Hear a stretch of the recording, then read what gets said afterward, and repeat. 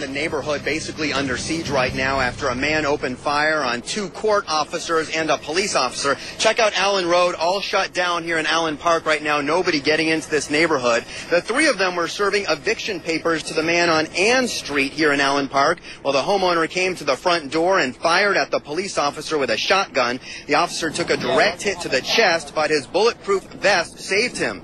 He's in stable condition with bullet fragments and pellets to his face and arm.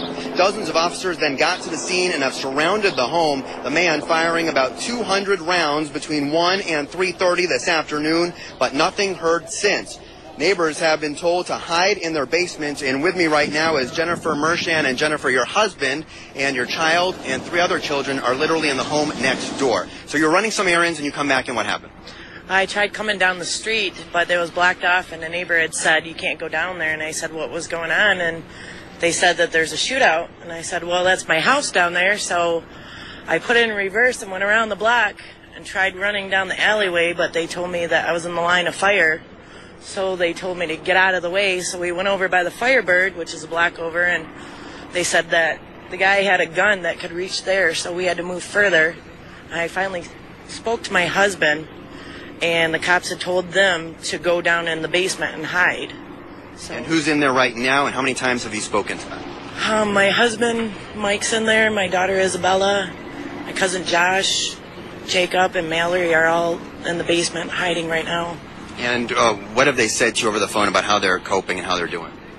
The first time I talked to my husband, he said he was in my daughter's room and there were shots whizzing by the house. I don't know if they were going in or where they were. But then the cops had told him to try to crouch down, so I told him to make sure that he stayed low and just to stay alive, I guess. Are the kids doing okay? I don't really know, to be honest. I hope so. I hope they are. As a mom and wife, it's so hard for so many people to imagine going through this and really not being able to do anything, just having to stand out here and wait. How difficult is it? It's hard. I'm sitting here waiting around, hoping I can hear from them, but I don't know if the phones are down because so many people are using cell phones, but I haven't been able to talk to them for about a little over an hour now, so... That's the last time you've been able to check in? Yeah. And I've seen you here with your in-laws and family and friends, and I know it's been a tough afternoon. Family's over there. We've been waiting here for about 4 hours, just hoping for the best. Now, this guy lives right next door to you. Don't mention any names here, but can you tell us about him at all, what he's like? Do you know him at all?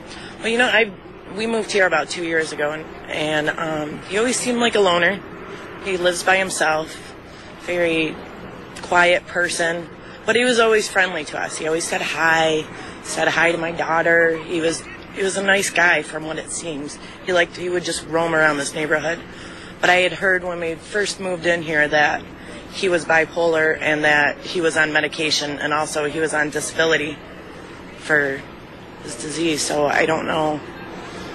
I guess he just snapped. I don't know. I just spoke with him yesterday. We were talking about flowers, and he was always polite and nice, just quiet. All right, Jennifer, thanks so much. We know we're praying for you. We know everybody, according to police, everybody else is okay right now, and, they're protected so far.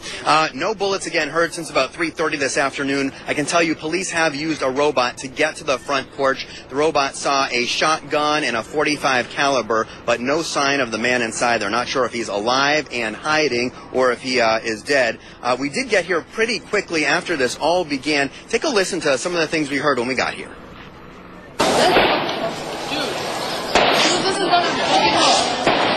Oh my god! Oh my god!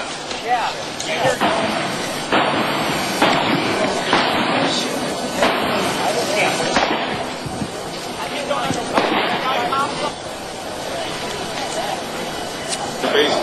So terrifying, of course, for so many of the neighbors here in Allen Park. The city used reverse 911 to contact as many neighbors as possible, basically to alert them to hide in their basements and not come out of their homes. Again, no one's allowed into this neighborhood right now. It is completely blocked off. Let's check in with Captain Dennis up in Chopper 7. He's got a bird's eye view for us. Captain? You can see where it is blocked off, Michael, but by not only the police that are here, but on both sides of the scene here. So Allen Road basically is unusable for through travel until further notice. Between Southfield and Outer Drive, you can get to some of the homes, but again, it's restricted, as you've mentioned, Michael.